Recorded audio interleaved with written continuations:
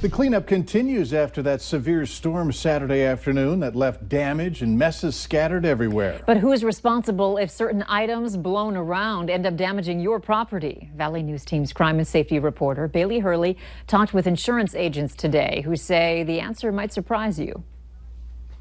They just fly down the street and they're lethal. As wind speeds reached almost 80 miles an hour in Saturday evening's storm, it was trampolines gone wild around the valley. It's going to happen, yeah. It doesn't even have to be a storm, you're right. And those things are like kites when they get a good wind.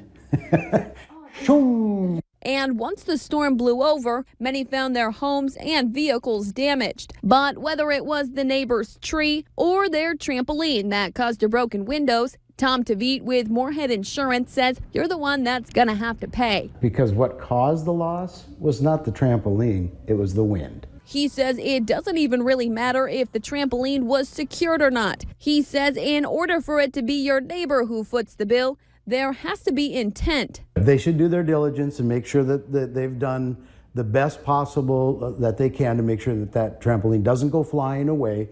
But even if it does go flying away, it still was not their intention to have it happen. What really caused that to happen was the wind.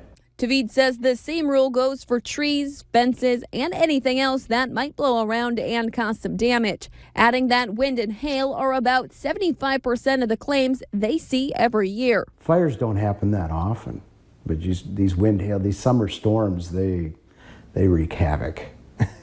We got a lot of claims on those.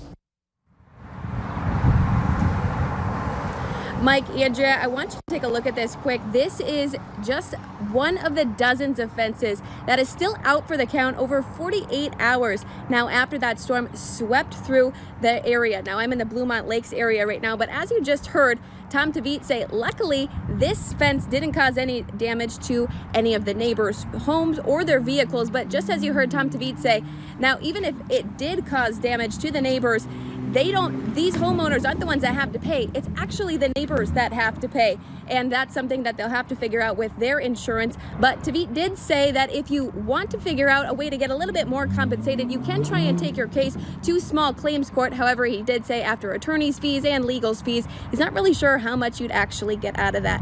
Reporting live in South Fargo, Bailey Hurley, Valley News Live. All right, thanks, Bailey, for the live report.